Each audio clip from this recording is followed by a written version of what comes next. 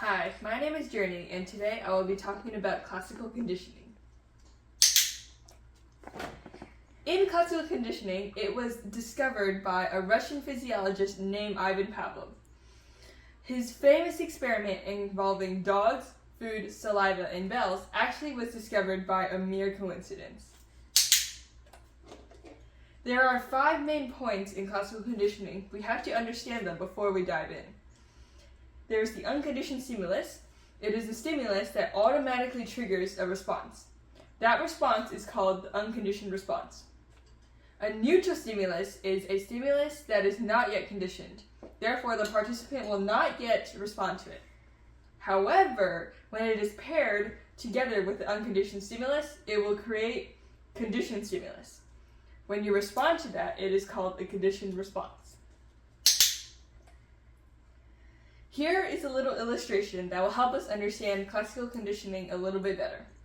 Here is the unconditioned stimulus, or the food, that makes the dog drool. That is his unconditioned response. Here's the neutral stimulus, the whistle. It doesn't make the dog respond at all. Over here, if they pair the whistle together with the food, they get an unconditioned response. This is called conditioned stimulus.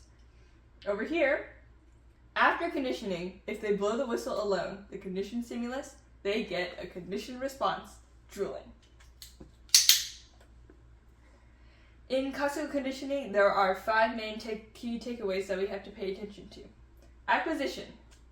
Acquisition is the process of conditioning. For example, pairing the unconditioned stimulus together with the neutral stimulus to form the conditioned stimulus. For example, in Pavlov's experiment, putting the bell together with the food. Extinction is when you take away the unconditioned stimulus from the conditioned stimulus, and the participant will no longer respond to it. For example, if you take away the food and only ring the bell, the participant will no longer respond to it. Spontaneous recovery is the reappearance of a weakened stimulus, followed by a pause. For example, a dog, after 3 days of extinction, may respond to the sound of a bell by drooling, and it is followed by a pause. Generalization is a participant who may respond to a similar stimuli. For example, the dog may respond to a bell, a different bell. Discrimination is not responding to a dissimilar stimuli. For example, it may not respond to the sound of a bell by the sound of the drum or flute, but it may respond to a bell. I will provide an experiment to help us understand classical conditioning a little bit better. My procedure is my mother will blow a whistle, and I will come down the stairs and shoot my siblings with a Nerf gun.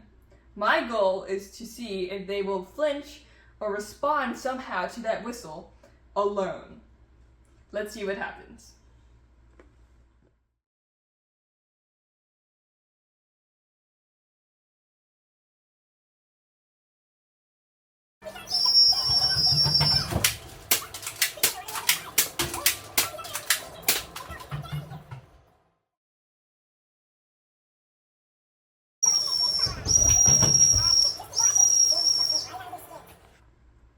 As you can see, my experiment was a success. I started getting a little discouraged, but at around the 6th try, my sister started to flinch. At around the 10th, 12th, and 13th try, she really started to flinch at the whistle alone. These are the important factors that I wrote down. The unconditioned stimulus were the bullets hitting them. The unconditioned response was flinching. The neutral stimulus was the whistle blowing alone. The conditioned stimulus was the whistle blowing and the bullets combined.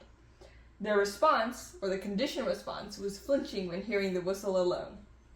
Now, I had to apologize to my little sister and brother for hitting them in the eye. I thank them for joining my experiment though. As you can see, classical conditioning is very simple, yet very useful in our everyday life. Now it's your turn to try.